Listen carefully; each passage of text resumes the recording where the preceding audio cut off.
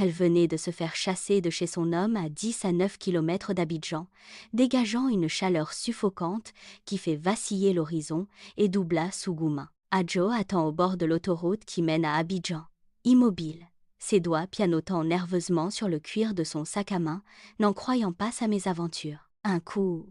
Oh!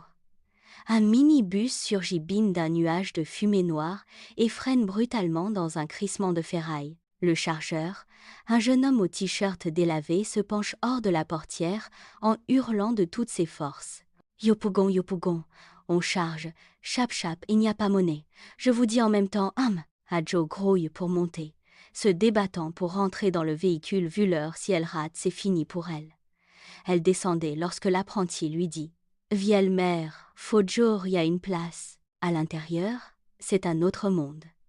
La musique assourdissante d'un coupé, décalée, sature l'espace, les basses faisant vibrer les parois métalliques. À côté d'elle, un vieux monsieur lutte pour obtenir sa monnaie chez l'apprenti irrespectueux, envers tous parlant le nouchi et les traitant de modia. Tandis qu'un étudiant, les yeux rivés sur son manuel, semble ignorer totalement les secousses et situations environnantes. Le Gbaka démarre en trombe, frôlant un taxi jaune dans une manœuvre audacieuse. Le chauffeur accélère sans pitié, slalom entre les nids de poules avec une dextérité de pilote de course, dribblant la police au calme en riant, se croyant malin. Un passager proteste, mais une insulte cinglante du conducteur impose un silence immédiat.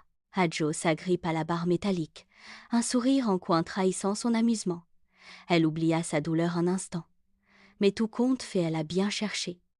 Le chargeur entame alors une tirade hilarante sur un villageois tentant de payer son ticket avec un peu de riz local, le traitant de vrai gaou et qu'il va prendre pour lui de chaud, déclenchant un fou rire collectif qui fait oublier l'exiguïté du voyage.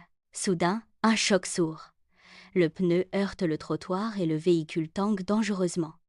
Le chauffeur descend, donne un coup de pied rageur dans la roue et remonte comme si de rien n'était. Le voyage reprend. Adjo range son téléphone après avoir filmé ce chaos magnifique. Entre les klaxons et l'odeur d'essence, elle contemple le paysage, se souvenant que le découragement n'est pas une option et qu'elle mérite mieux de toute façon. Sentant battre le cœur d'une jeunesse africaine qui ne s'arrête jamais dans sa course folle vers un avenir radieux. Sa priorité, c'est sa réussite dorénavant.